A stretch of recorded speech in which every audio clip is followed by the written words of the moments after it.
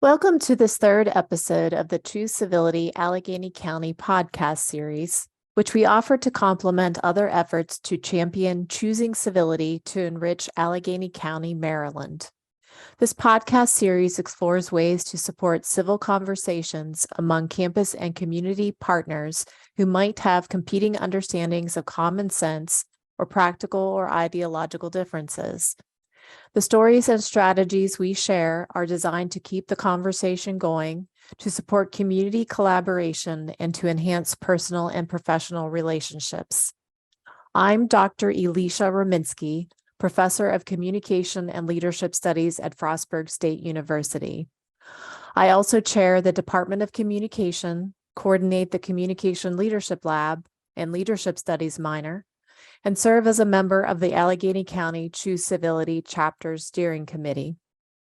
Special thanks go to our local Choose Civility chapter, Wholesome Harvest Co-op, and Frostburg State's Teaching Kitchen for co-sponsoring this Leadership Studies Leadership Residency event. This event was hosted and facilitated by Frostburg State's Communication Leadership Lab and students from the Spring 2023 CMST 310 Civic Communication class. It was recorded by staff and students from FSU TV3. You can listen to this podcast on the Choose Civility Allegany County YouTube page or by downloading the FSU TV3 app for this and other programming.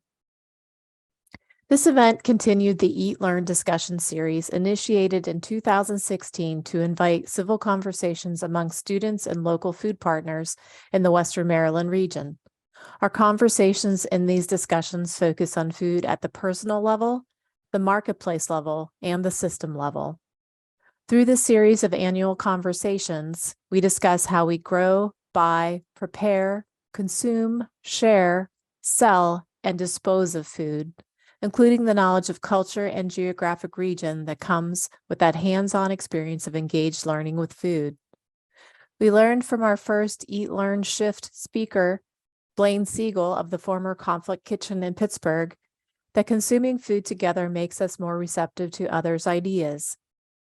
This spring, we gathered in the Teaching Kitchen on Frostburg State's campus to share food and conversation so we could learn more about our relationships with food and each other and how we can appreciate and improve upon those. Our featured leader in residence was Teresa Stahl, who spoke about her recent book and personal and professional experiences working with food as part of the regional and national food movements. The campus and community members who participated also got hands-on with mindful eating, led by Teresa, and with food preparation, led by Chef James DiCarlo, before we talked about experiences with food as members of the campus and local region. And so just briefly, I'm going to introduce Dr. Nancy Junta, who's the co-op's grants administrator and board president, to speak a bit about what they do.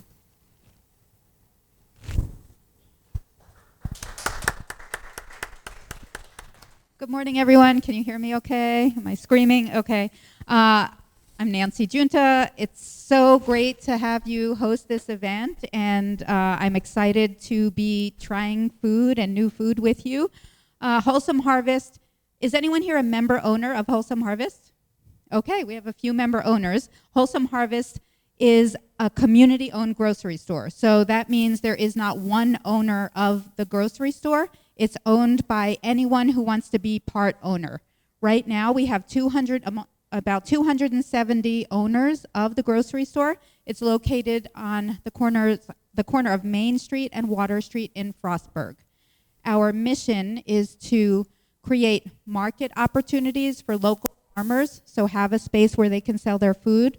Also make local food affordable and accessible to people in the community who want to eat local food, and also to provide jobs and revenue streams for the local economy. So when you spend your money at Wholesome Harvest, almost all of that money regenerates and goes back to the local community. It does not go to a corporation that owns a large grocery store.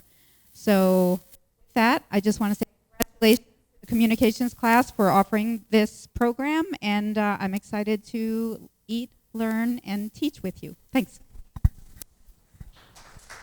Thank you, Nancy. I also want to briefly offer a moment to Renee Mason, who is the coordinator of Choose Civility Allegheny County and the Arts and Graphics coordinator at the library system in our county. Thank you. So thank you everyone for coming. Yes, I'm with the library and the coordinator with the Choose Civility. And one of the points of the Choose Civility initiative is it's about having civil conversations. So projects like the Conflict Kitchen help bring together unlike people and bring them together in a place where they can share their commonalities, yet celebrate their differences in food and culture. Our own Taste of Civility will be happening on December 19th at the LaVale Library, and so that will give us an opportunity to break bread together, to share our different ethnicities in the area, and to, to help us appreciate other more. So, thank you. Thank you, Renee. And part of our class in civic communication is about learning about how to develop communication capital, right, through building social capital. And these concepts we put into action by inviting local partners like Nancy and Renee. We also have some other community members you're going to meet when we do a round of introductions later in discussion as we move toward that part of the event. We're going to start, though, with our leader in residence, Teresa Stahl, who's going to speak to us about her recent book and how she has experienced food both personally and professionally. And she's a leader in the national and local food movement. I'm going to tell you a little bit more about some of her background because it's very impressive. And this is why we do this annual Leadership Studies Leadership Residency experience, so that we on campus and, by inviting people from the community can learn more, about the kind of leadership that we're all involved in and that we can participate in. So, certified in mind-body medicine and a fellow of the Academy of Nutrition and Dietetics, Teresa Stahl has been promoting lifestyle medicine and food as medicine for 4 decades. As a registered and licensed dietitian nutritionist, she consults with the Allegany County WIC program and Allegany College of Maryland's Center for Continuing Education. She speaks and writes on a variety of nutrition and wellness topics locally, regionally, and nationally. She is the author of the book, I'm Full, Remindful Eating Tips to Feel Great and Make Peace with Your Plate. She serves as vice chair of the Western Maryland Food Council and is a member of the Maryland Food System Resiliency Council and the University of Maryland Extension Advisory Committee. She provided medical nutrition therapy, MNT, in physicians' offices for over 20 years and served on the nutrition faculty at Potomac State College of West Virginia University. Other work settings have included a hospital outpatient nutrition clinic, dialysis center, state behavioral health hospital, substance use disorder programs, and corporate wellness programs. She has written and performed nutrition tips for radio, television, and social media, and now for Teaching Kitchen. Right? Teresa is a graduate of Hood College with degrees in nutrition, consumer economics, and dietetics. So I would like to introduce Teresa. Thank you so much. Can everybody hear okay? It is really a thrill to be here. I told Pam and James the first time I came here was for a Chamber of Commerce function to introduce the Teaching Kitchen, and I just thought this is the coolest thing ever. I wish I could do something in that Teaching Kitchen. So here I am, and I'm really grateful to be here. And I just look at the signs. Spice up your life. We're using spices today, so we are doing that. Every day is a fresh start. This is a brand new event in here, so this is a first. The power of food, that's really my life mission, is taking that power of food and really incorporating it into life for health, and choose fresh. So I'm really big on local food and fresh food, so everything that's on this wall is really, they're sayings that I like to live by. So I'd like to thank Alicia for that kind introduction. I didn't remember sending all that, so thank you very much. after you get over 40 years in the field, you have a long list of different things that you've done. But I have to say, this might be the most fun thing that I've done. So the fun goes on and on. But I'd like to thank Pam and James of the Teaching Kitchen for hosting the event, and Wholesome Harvest and Choose Civility for co-sponsoring it. So thank you so much. Who here loves food? Anybody love food? Well, I certainly do. And I love food so much that from the time I can remember, I thought about it all the time. Like I thought about it when I woke up, what I was going to eat. When I finished eating something, I thought about what I was going to eat next. So that's great to think about food a lot, but if you're not thinking about what you're choosing to eat and how much you're choosing to eat, it might have unhealthy consequences. So I wrote my book, I'm Full, Mindful Eating Tips to Feel Great and Make Peace with Your Plate, really to help readers find and maintain a healthy relationship with food. And it was mindful eating and studying nutrition in college that really helped me move from the place where I just ate however much I wanted to really paying attention to that hunger and fullness. And I'm going to share a little bit about that with you today. And one of the things we're going to do today that I'm super excited about in the second half is listening to your food stories. We all have food stories and why we're in food or why you're interested in an event like this, and we all eat. So we want to share food stories today and really hear from you and what motivates you in terms of food.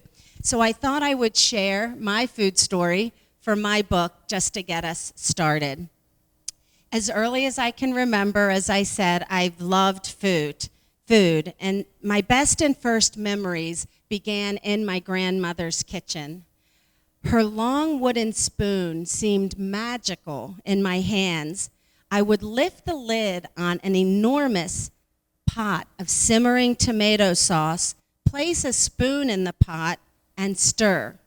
Steam would rise like a cloud of smoke, and the rich aroma filled my senses. The meatballs were like buried treasure in a sea of sauce. My grandparents, Antonia and Sabatino, traveled to America from San Lorenzo Nuovo, Italy. They came on their honeymoon, and they never left. They grew chickens. They had chickens in their backyard. They grew a big vegetable garden. And right beside the garden was a grape arbor with a bench swing underneath it. Countless hours were spent swinging with my sisters and my cousins, singing and talking and laughing, and the sweet scent of those grapes encircled us as we made memories filled with food and fun. On Sundays, we attended Mass, then stopped by the local bookstore to browse. My mom bought me the latest issue of a magazine or comic book, along with a few pieces of penny candy. Afterwards, it was off to my grandparents for dinner.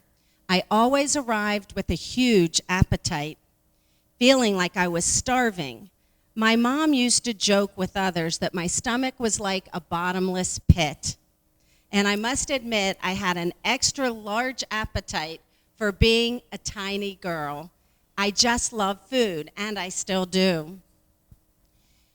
There always seemed to be room for more. I believe my metabolism and boundless energy helped me to maintain a healthy weight during my childhood. I was always active, riding bikes, swimming, dancing, running, gymnastics, tennis. I grew up in the generation that played outside all day and night without any fear of harm. My neighborhood was my playground, and I loved playing with my neighborhood friends. But my overeating caught up with me when I went away to college, and I ate a lot of the two foods that my school cafeteria really excelled at, and that was homemade rolls and hand-dipped ice cream. So I started out at Western Maryland College, and we had Boggers, which is a farm stand and ice cream place that just supplied us with fabulous ice cream. But I began gaining weight at that time, and I began to get concerned. I knew that in my family history, were high cholesterol, high blood pressure, obesity, diabetes, heart disease, chronic kidney disease, and cancer. So I felt like if I didn't do something, that nature would take its genetic course and I would have a life of chronic illness.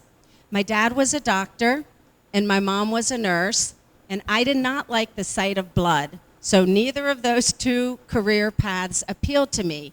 But nutrition combined that love of food with the medical world that I grew up in. So I decided to study nutrition. I actually switched my major, switched my school, and got a degree in nutrition. And I followed in the steps of Hippocrates, who is considered to be the father of medicine, who said, "Let thy food be thy medicine, and thy medicine be thy food." I decided to call my book "I'm Full" because these simple words hold a lot of power, and they did for me personally. There's commitment and resolution in those words, and when you're saying them, you're not making just an observation, but also a decision to allow yourself to execute self-control. So saying "I'm full" helped me solidify my own boundaries with food, because I always ate until I was overfull or stuffed, and I thought that was the way I was supposed to feel after eating. So instead of continuing on eating after I'm full to where I'm feeling sick, I decided to use those two words to say "I'm full." But often those words "I'm full" get followed up by a "but." Has anybody been there? "I'm full, but this tastes so good, I just don't want to stop eating it." "I'm full, but there's people starving in the world, so I can't let my food waste." How many of you had the Clean Plate Club in your house? You have to clean up all the food on your plate.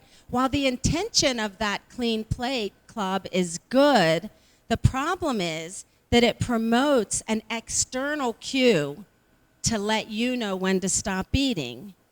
The food's all gone, the plate is clean, instead of an internal cue, "I feel full, I feel satisfied." So we want to shift to hunger and fullness really being our triggers for eating and stopping to eat. How about "I'm full, but my diet starts tomorrow, so I better get all this good stuff in because my diet starts tomorrow." That's called Last Supper thinking. And what happens is one Last Supper after the other can contribute to yo-yo dieting over a lifetime. And the research shows the weight can go up and up and up from that kind of living. "I'm full, but I'm drowning my sorrows. I'm depressed. I'm angry. I'm anxious." So we turn to food. There was a recipe in a book I once had from my church that they put together a bunch of recipes, and it was called Break Up Brownies, where you made a box of brownies, ate the whole thing, and cried. And it was funny, it was humorous, but how many of us turn to food when we're feeling down or depressed or upset? So "I'm full, but there's always room for dessert." And there's actually research that comes out of Cornell Food and Brand Lab that says that there's about a 20% margin where we will keep eating past the point of fullness without being able to really pay attention to it. So mindful eating really helps us to leave the buts behind and learn to say consistently, "I'm full." There's always another opportunity later. If you love something, if you save it, you get to eat more of it another time. So that's really helpful. So in my book, I divide it into 3 parts. It's 52 tips, so someone could actually start it at the beginning of the year and work a tip a week for a year. But the first part is on hunger, fullness, and mindful eating. The second part is on skills, looking at nutrition skill power versus willpower. And the third part is on skills to improve mood and manage stress. So in my career, really early on, I realized that a lot of people eat to manage stress. And so the stress isn't going to go away, right? We all have stress in life, whether it be a healthy kind of stress that is motivating and exhilarating, or the unhealthy kind that really kind of paralyzes us. So it's best to learn skills to help you manage that stress that are not related to food. And that's what really motivated me to study mind-body medicine, because I wanted to have these skills that I could share with my clients. So some tips to eat mindfully, I want to share some with you. But realistically, there's always a time when we eat mindlessly. So how many of you can say you sometimes eat mindlessly? Probably my number one time that I can remember when it was really just hand to mouth with food and not paying any attention to at all was as a student. So especially, I'd have the book open here, the can of peanuts here, and it would be reading and eating. It was just hand to mouth. So yeah, we all do eat mindlessly. Sometimes we all overeat sometimes so that we feel overfull. I think of Thanksgiving or your birthday. I have a friend who finds these cards for me. She's a dietitian, and she knows how into mindful eating I am. And she's always giving me a card that says, "It's your birthday, splurge. Today's the day not to worry about eating mindfully." It's so funny. They're always so perfect. But yeah, we're never going to get away from it completely. But if the majority of the time we can really pay attention and really focus on our food when we're eating, that's going to be beneficial. Because it's not what you do once in a while that causes an issue.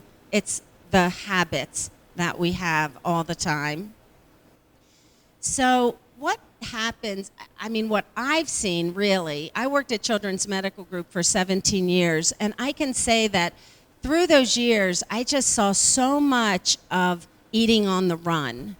The sports and everything seemed to be right at dinner time. And so in order to work and get your kids to where they need to be, it's what? What do parents end up doing? Or what do we end up doing on our way to the next event? Drive through. Anybody? Fast food. Drive-through, exactly. And so that's really made us a fast food culture. And interestingly, in Italy, the slow food movement started. Has anybody ever heard of the slow food movement? Well, it started in response to the fast food companies coming into Italy. And they wanted to take a stand and say, wait a minute, we don't want just everything to be this fast food. So it's okay once in a while, but the goal is to try to slow things down and try to be able to pay more attention. So I like to encourage people, first and foremost, when you eat, to think about nourishing yourself. I love that word, nourish, because it indicates that we're taking care of ourselves. And interestingly, the word for meditation and medicine come from the same root word that means to take care of, to take measure of. So I think that's very interesting. But nourishing indicates that we're eating to meet our nutrient needs. Interestingly, we have over 40 nutrients that our bodies need every single day. And that's in order to feel our best, think our best, look our best, move our best, and really be the best that we can be. We have to get these nutrients, and they're called essential nutrients because we cannot make them from either something else that we eat or in our own body. So these are essential nutrients that we need. So it's important about what we choose to eat, to help it nourish us rather than just eating something that's handy to satisfy our appetite. Because we can satisfy our appetite with lots of stuff, right? So I think of when I think of like an empty calorie food, the first thing that comes to my mind is soda. You know, I had so many clients over the years that wake up, drink a soda, they get 250 calories in, and they're not hungry. So it's like a 1-2 punch. You know, the first punch is you're getting all that sugar without any nutrients, but the second punch is that it's displacing healthier choices that you might be making to nourish yourself. So number one of mindful eating is eat to nourish yourself, not just to satisfy your hunger. Second, pay attention to your body's cues for hunger and fullness. How do you know when you're hungry? Your stomach hurts, your stomach growls, right? Anybody ever get hangry? When you let it go too long, right? We go into that hungry, angry phase. My kids used to say, "Mom, I think you need to eat something." They could tell when I'd get into that hangry stage. So, and how do we know when we're full? You feel bloated. You feel bloated. Maybe that's a little over full even. When your hunger disappears. Is that what you said? Oh, okay, yeah. Anybody else? Your hunger disappears, you feel bloated. Anybody else have any ideas? How do you know when you're full? Explain when I think about it. Honestly, you just like stop. After a while, depending on like how hungry I am before like I go into the meal, like once I'm full, like the food will start to look like unappetizing a little bit. The food doesn't look as good. That's a good way to put it. I think like I just stare at the food and start feeling guilty because I know deep down like I'm full. I'm just eating because it's still there.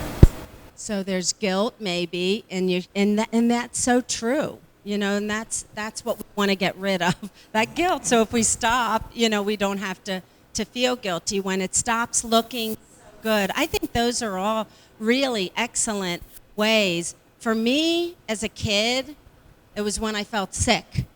You know, and little kids will say that to me. How do you know when to stop eating? I feel sick. And I'm like, yeah, that's what happened to me. And it happened meal after meal after meal. And that's really not what it should be. It should be, I'm not hungry anymore. The food loses some of its appeal. You know I'm full, so I should push the food away and just stop. So those are great. So today we're going to do some mindful eating here, but also, you know, really just every day, every meal, every snack even, just paying attention.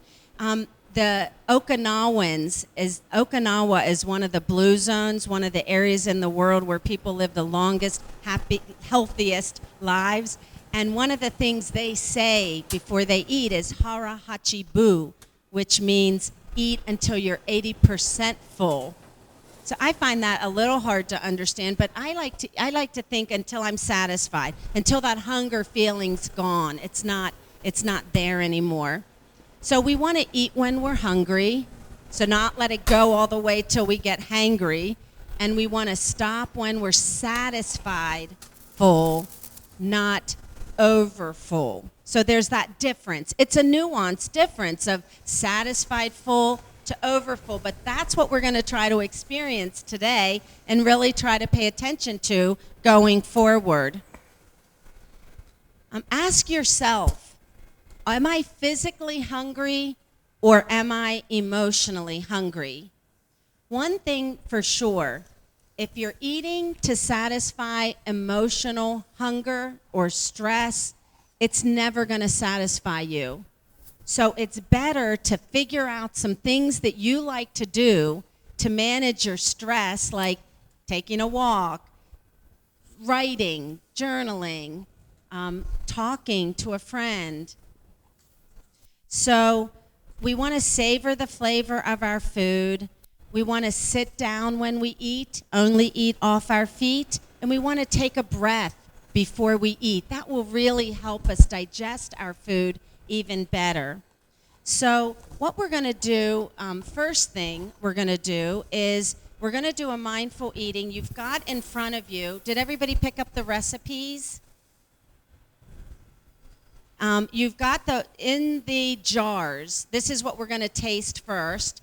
We have the pecans and the roasted chickpea recipes. So we're going to take one of those and we're going to do what's called a mindful eating experience, where we're going to look at the food. Don't eat it yet.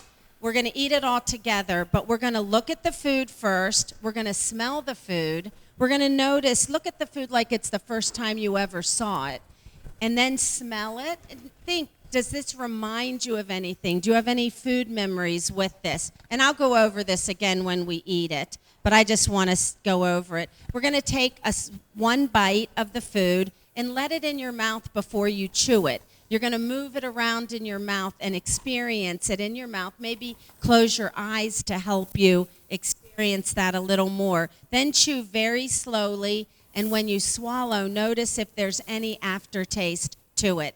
So you're going to take a maple spiced pecan or a roasted garbanzo bean. And you can look at the recipes on here if you want to look at that before you decide which one to do.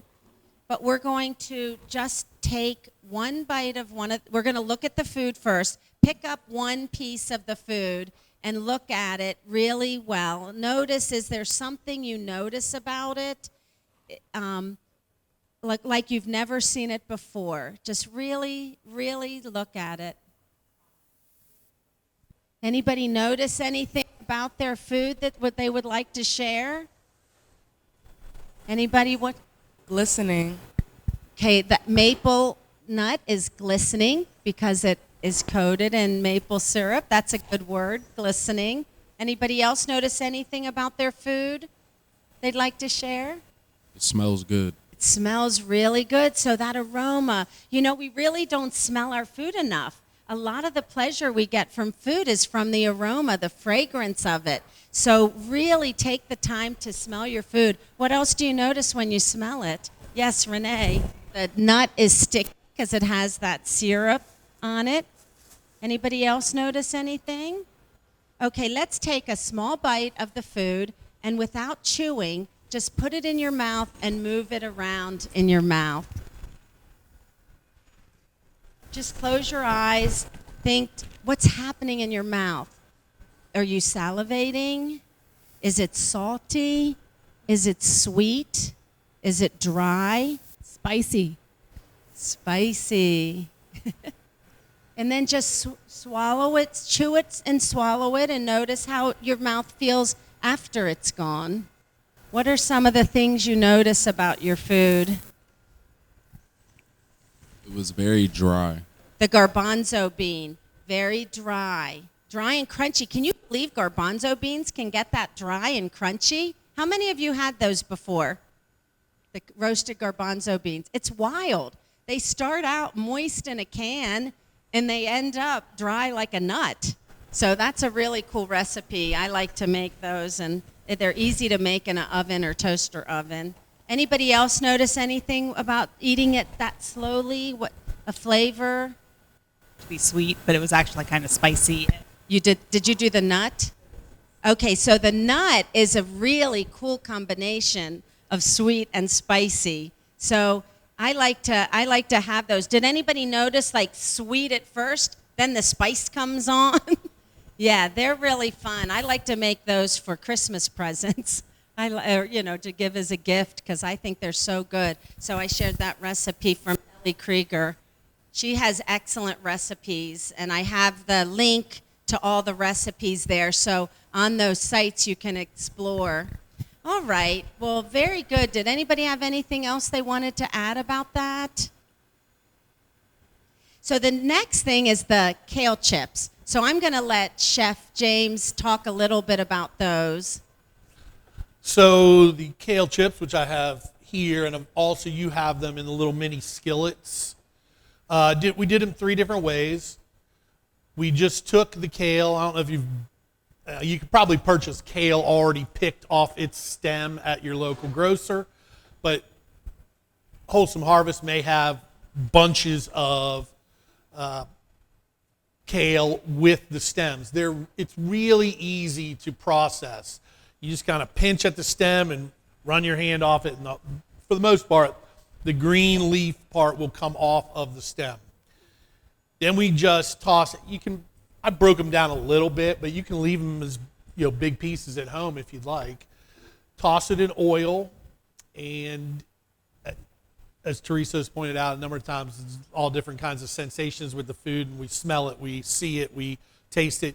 With this, to prepare it, it actually says, I think in the recipe, massage the kale.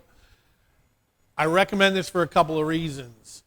Once you've got the oil, you spritz some oil onto the leaves and kind of rub it in, because that kale is so rigid and crispy at the raw stage of it.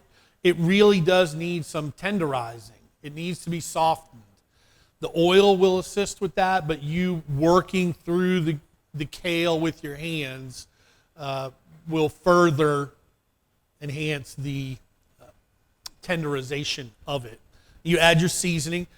I've done in the one skillet you have that has grated cheese and some pine nuts. Those were seasoned with just salt, pepper, Italian seasoning. You can put whatever you'd like on it. And then at the end, I added the Parmesan cheese and the toasted pine nuts. The other skillet contains 2 different kinds of seasoned kale. I'll let you figure that out when you taste it. One of the batches was seasoned with, you're not from Maryland if it don't have Old Bay. And then the other is just salt and pepper. Okay? Real simple, about 20 minutes in the oven. I think you would be surprised at how long the chickpeas take in the oven. I thought they were going to be black pellets by the time I was done cooking them for an hour, according to the recipe, or approximately 45 minutes to an hour. But the chickpeas take a good 45 minutes to get to that point that you have if you've tried them just now. So the kale, one of your skillets has kale chips seasoned in just salt and pepper, and some seasoned in Old Bay. The second skillet has an Italian seasoned kale with Italian seasoning, Parmesan cheese, and my favorite, the pine nuts. Pine nuts, they're not cheap. If you go to the store to get them, this is a luxury item, so enjoy. I used to eat them when I was first started in restaurants. I'd eat them all day at the salad station where I worked until I went to buy them because I loved them so much and realized, oh my gosh, these are like $13 a pound. And I figured I was going to lose my job if Chef found me eating them, so I stopped eating them. But they're good every once in a while. So feel free to try your kale. Yeah, we're not going to eat a mindful bite of this. We're just going to taste them and see what you think of the different kinds of kale. We know that greens are one of the healthiest foods, and especially for brain health. I read a book called The Alzheimer's Prevention Food Guide, written by 2 dietitians, and they recommend a cup of greens every day for brain health. So this is a really fun and different way. I mean, kale can be done lots of ways. I have a soup recipe that we're not going to taste today, but I included it, a kale and white bean soup, because we're kind of focusing on beans and greens today because they do rise to the top of some of the healthiest foods that we can eat. And we know that only 1 in 10 people in the U.S. get enough servings, the recommended servings of vegetables. So 90% aren't getting enough. So these are fun ways to get veggies and beans in your diet. Beans are one of the least expensive sources of protein as well. So that's a nice protein snack. And how many of you have done kale chips before? I'm just curious. Okay, so what do you think? Can you tell the difference with the Old Bay in the one skillet versus the salt and pepper and the Italian? Cheese is really cool because it gets crunchy when it's cooked. So I love adding cheese to roasting any kinds of veggies because it'll add a nice little crunch to it, as well as increase the protein, calcium in the food. Any comments on the kale chips? Who would like to share? I know that it's common to like Old Bay, but I like the other one better. The Old Bay it's too strong. Like you literally as soon as you put it in your mouth, it like dissolves and that's all you taste. But with the other one, The pine nuts and the cheese, you like that one? That's great. Anybody else want to say anything about the kale chips? I'm the complete opposite. I like the Old Bay. Go for the Old Bay. Spice it up. Great. Well, thank you so much. And now Chef James is going to help the fun, interactive part where you get to cook. So we're going to make a green smoothie and then a vinaigrette. All right, every station has 4 plastic cups. You just need 2 of them right now. Also, we put knives out, but I don't know that we really need to get into using a knife on this. It's a banana. So if you want to use the knife, feel free, but I would ask that you use the cut glove if you want to chop it up. And it's a pretty simple ingredient list. We've got our mango, which is the frozen yellow cubed. We've got our Greek yogurt, and you've got a little bit of milk. You also should have spinach at your table. That's what's going to make it nice and healthy. I guess for another type of green, you could add avocado or fresh avocado or something like that.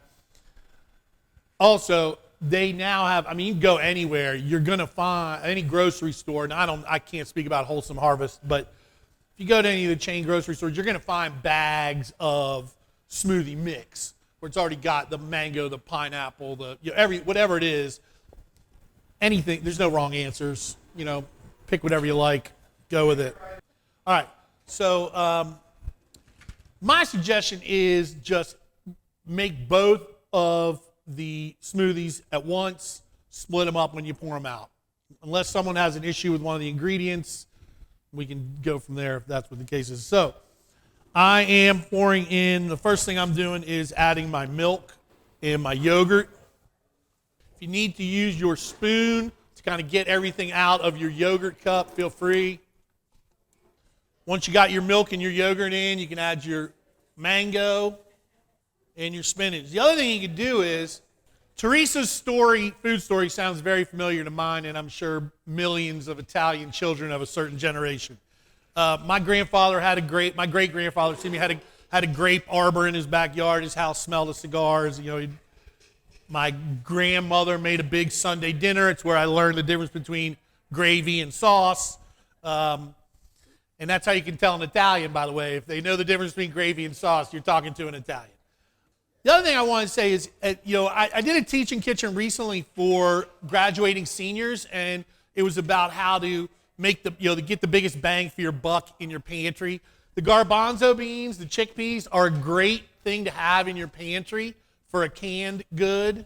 I know we want to focus on fresh, but that is a great, as she said, great source of protein. You can see it's a great snack. If you're trying to I know I struggle with trying to find things that are crispy and crunchy because that's what I love at night. So instead of Doritos or Fritos or whatever, this is a great swap out for you if you're trying to become more healthful with your snacking. Also, I think there's something to be said for if you're living on your own, find a partner to eat with on a regular basis, because I think that's when we overeat. When you have a natural kind of system built into your dining process to slow you down, like someone to have a conversation with, I think you might find yourself, you get halfway through your meal and you start talking, and then you realize, you know what? I'm good. I don't need anything else. And it's that rigid like system where we want to eat in a 30-minute time frame where we just eat and then we know we're not eating again. But if you have someone with you, I think you'll find that it helps slow things down, regulates how you're eating. If anyone has a dog and your dog eats too fast, I know I bought one of those mats where I spread it out and it makes my dog eat slower. I'm not buying any mat to spread your food into, but a friend is a lot better option. All right. Once you got everything in there, make sure your lid is on. Oh, and the banana. Thanks. Good Lord. And your banana. Your banana. Don't forget the banana. Don't forget the banana. That's right. good source of potassium. If you're a runner, if you like exercising, developing cramps while you're running, bananas are great to help keep that at bay.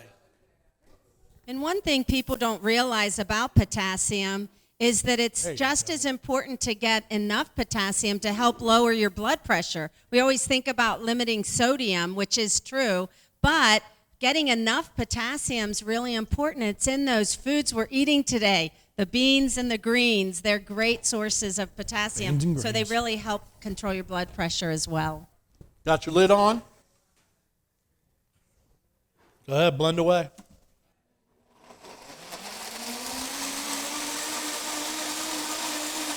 Looking good.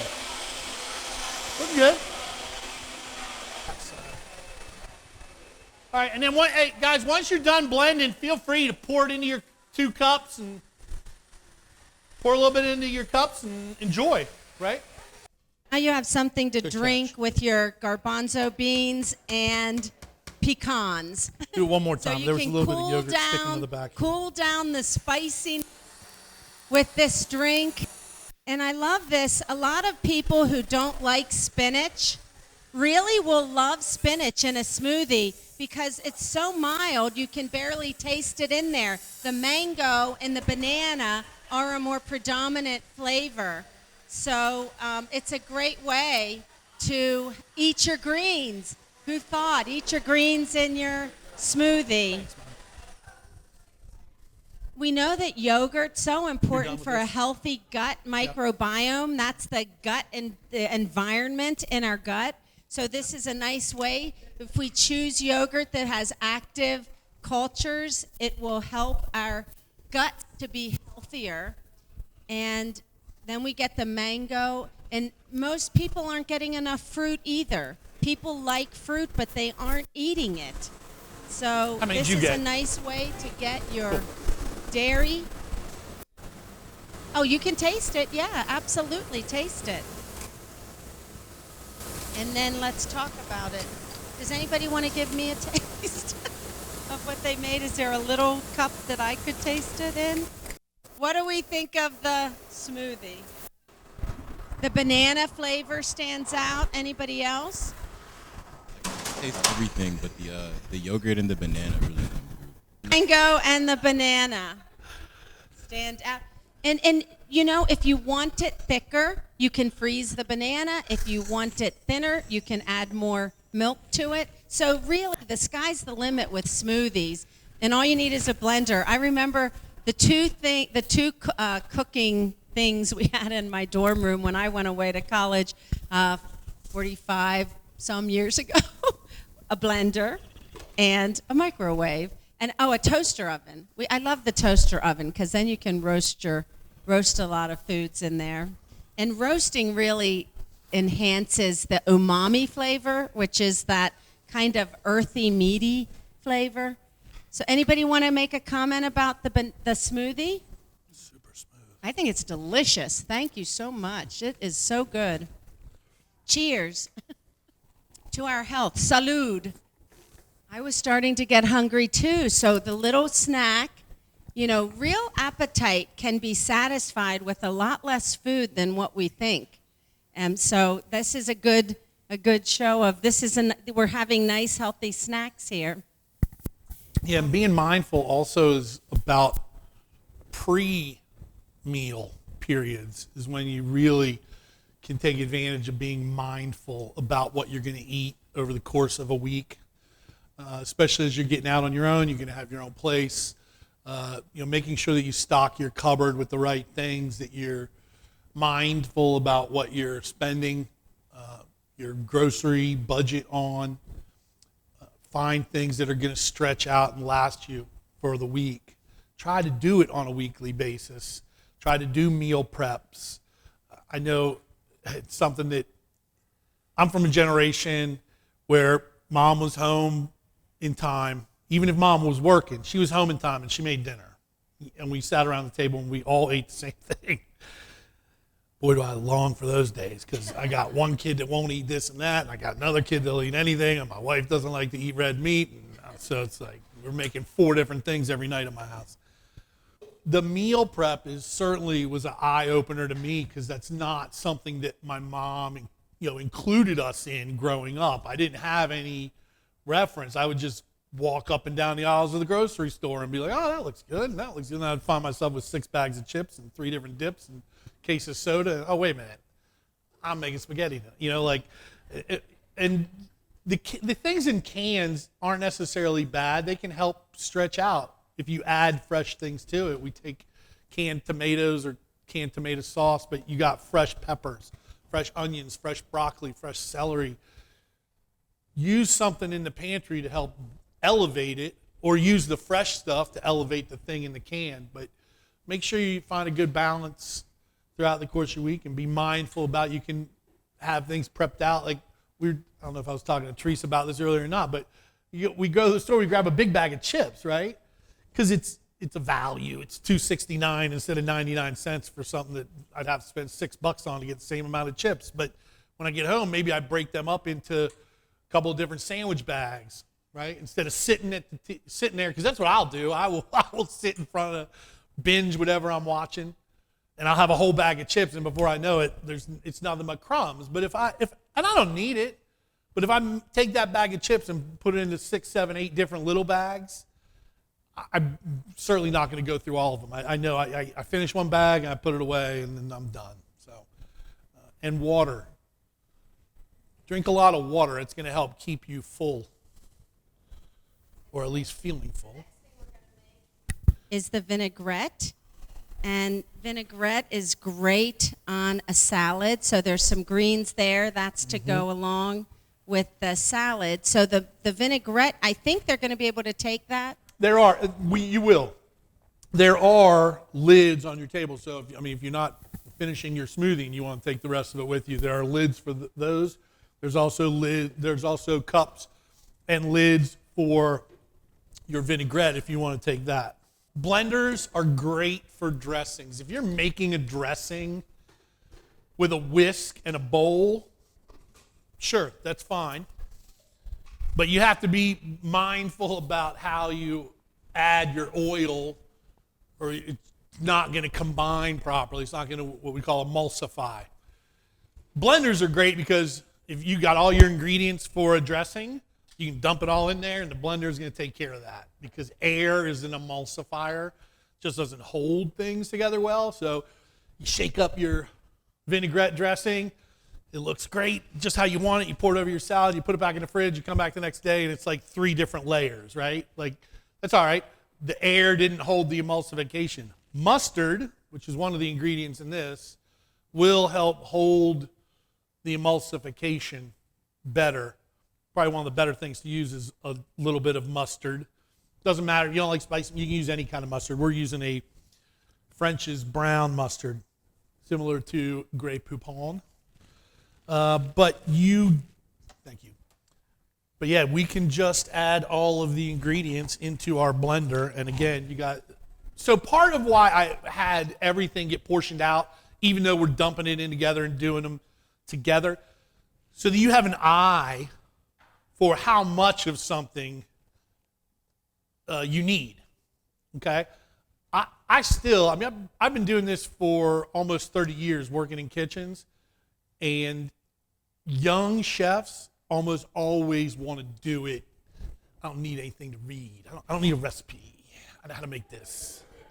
Gotcha. Cooking is science.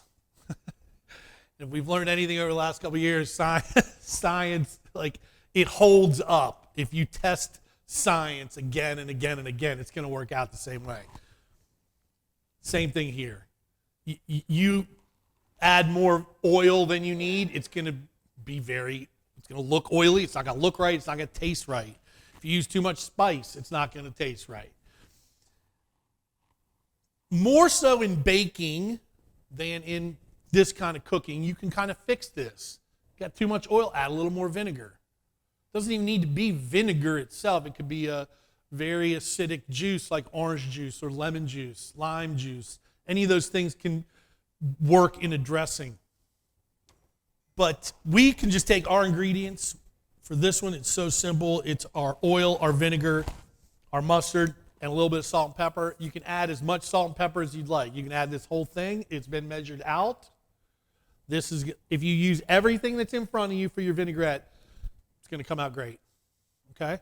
So we can just add everything into our blender. Might need your spoon to get all that mustard out of there.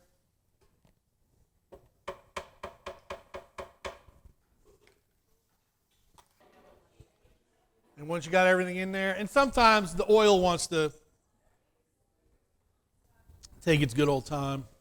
Again, you can then cook, which is just flip the switch.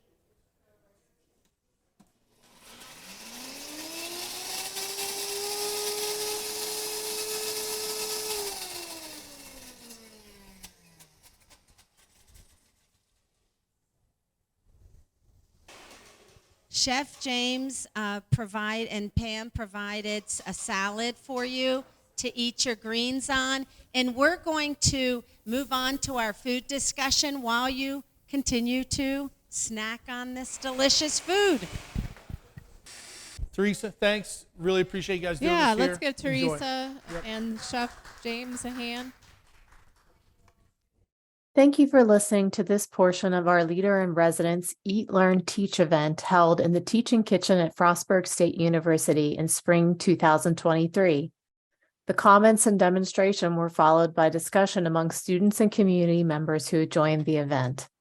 Thanks again to our local Choose Civility chapter of Allegany County, Wholesome Harvest Co-op, and the students of CMST 310 Civic Communication for helping with this Communication Leadership Lab Leadership Residency event.